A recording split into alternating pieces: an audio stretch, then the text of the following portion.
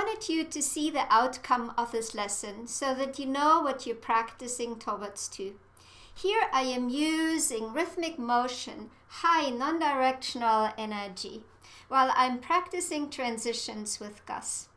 Pretty soon here, we're coming into a walk, despite that the energy of my stick stays high. Nice transition, right?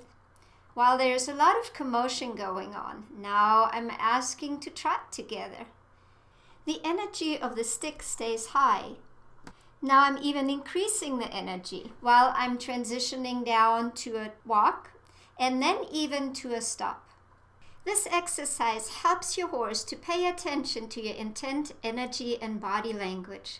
It also helps to habituate your horse to all kinds of outside influences, while your horse can stay focused on you, which will increase your safety and security. Hello everybody, I am sitting here in the shade in front of my beautiful lilac bush. I hope you can see this, and it smells so good. So I'm lucky to be out here and hanging out with you and chatting all about rhythmic motion and non-directional energy and what the difference is to directional energy and how we can help our horse understand. So what you have done so far already is you've used your stick and string with your horse at liberty. Now, whether you've done that in a large paddock and you've been feeding hay, or you've actually are lucky like me, you have pasture in the summer, so you can actually walk around the pasture, and you're really making sure that your horse is not worried about your tools, and that your horse understands that even when you're swinging the tool and you're tapping the ground and you're creating motion and movement and noise, that it really means nothing, right?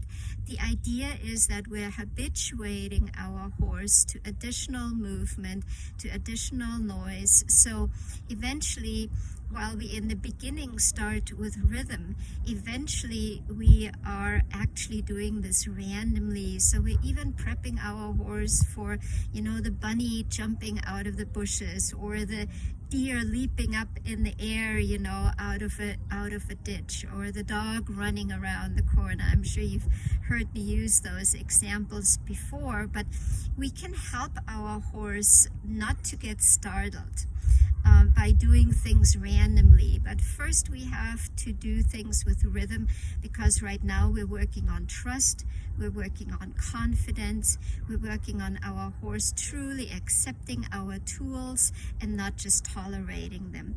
That's why I don't want you to start out with this exercise at a standstill.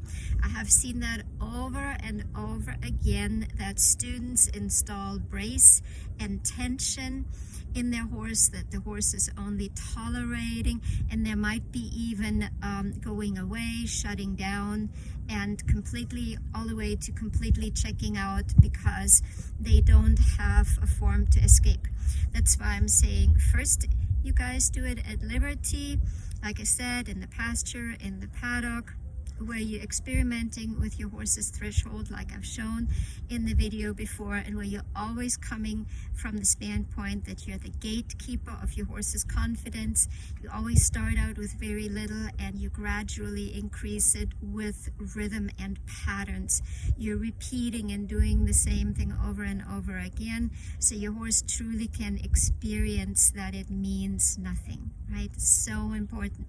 The other things that you need to have in place is you need to have done the walk exercise for a few times. Walking for 20 minutes with your horse, establishing the fact that you're doing things together, that you're in motion together, that you are working on your own breathing, on your posture, and you're helping your horse to relax and move with proper biomechanics, rounding that back, stretching the head forward and down. We can all do this by mimicking this in our own body, making wide sweeping steps and really creating a lot of rhythm in our body so our horse can mirror us. So you need to have that in place before you can move on to this exercise, because now we're putting these two exercises together and we are combining them and teaching our horse in motion that the stick and the string moving and creating noise means nothing, because we're not putting any intent, any energy, or any body language behind it. We're simply habituating our horse to rhythmic motion and noise, and down the road to even touch. So when you watch this video, I show you different patterns that you can do, but you always start out with very little, like tapping the ground rhythmically, 1, 2, 3, 4, 1, 2, 3, 4, while you're walking, and you're using your body as a block between the horse and your stick and string. So if your horse is behind you, you know, of course you want your horse to be offset, not straight behind you, that in case your horse rushes forward, that it doesn't bump into you, in case you still have space conversations issues. I keep really stressing that space conversation, so important, that when your horse gets worried, that it does not come into your space, but it moves around you, right? So when you're diagonally offset in front of your horse, then you can use the stick in front of you. If your horse is right next to you, let's say your horse is on your right, then you use the stick on the left. And of course, as always, we practice on both sides. But you're using your body as a block, and then you're experimenting with very little, and you gradually, over a period of time, get bigger and bigger. If you're noticing any negative responses on your horses, mainly going faster, right? That's why I want you to do that in motion, because we can so easily see that our horse cannot maintain rhythm and relaxation, right? Then we immediately back off, we do less, we allow our horse to find relaxation again, and we just add a little bit more. And this is really an individual journey between you and your horse, where you are the gatekeeper of your horse's confidence.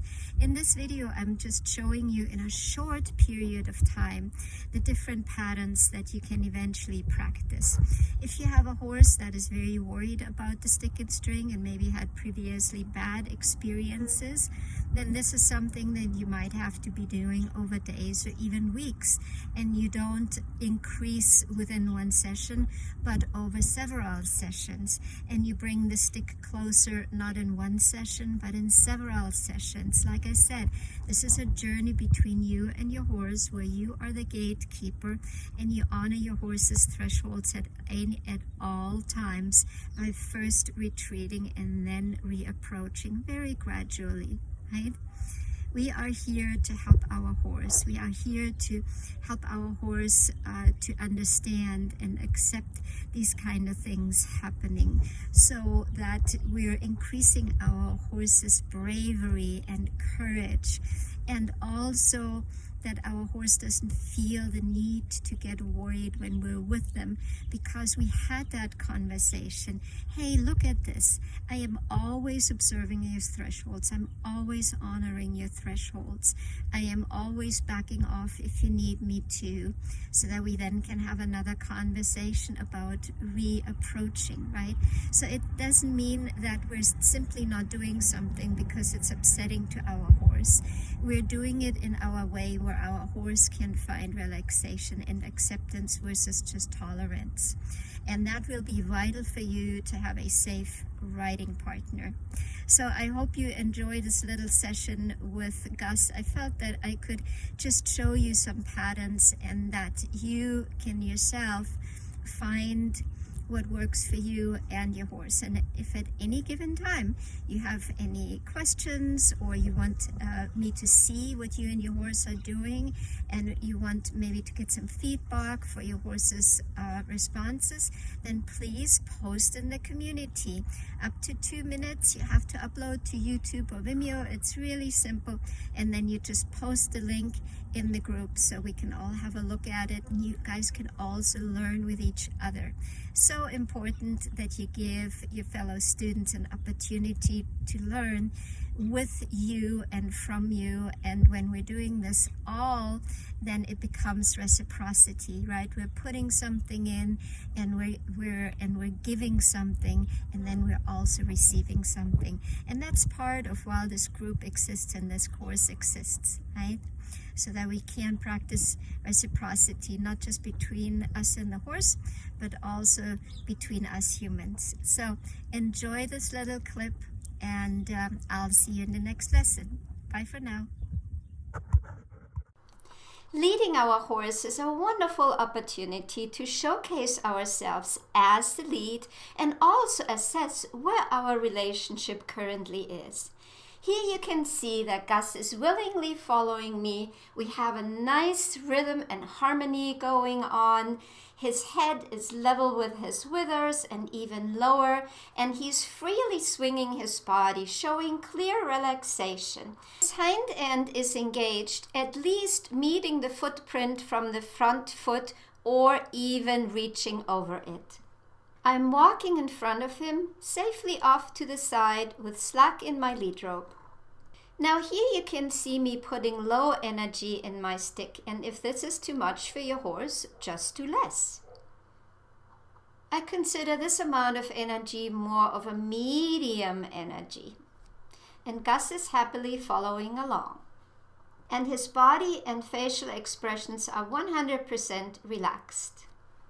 And the stick clearly means nothing to him. Now here I'm changing the pattern. I'm going gradually over to the side, and I'm starting to swing my stick a little bit backwards, but with a forward motion. And every swing gradually moves a little bit further towards the horse. Here you can see that the pattern eventually goes back, front, back, front, back, front. And I'm increasing the stick energy to high energy, while Gus is trotting next to me. But now notice what happens. I keep swinging the stick, but I'm slowing my body down, and Gus is actually walking with me. Now I'm walking faster while swinging the stick in the same rhythm, and Gus is trotting with me. Now I'm slowing myself down. Gus is responding with going to the walk. And now we're even stopping while I'm increasing the energy of the stick. So this will be important, that you play with the energy in your body and play with the energy with the stick. Now you might have to do this in several sessions. Like I said, this really depends on your horse, and you're setting yourself very much up for success by doing it first at liberty, making sure that your horse has zero response to your stick with low, medium, and high energy, whether you're further away from your horse or close to your horse or anywhere in between, whether you are on your horse's left side or on her right side. You can see that Gus never lost relaxation, and this is vital to you riding safely.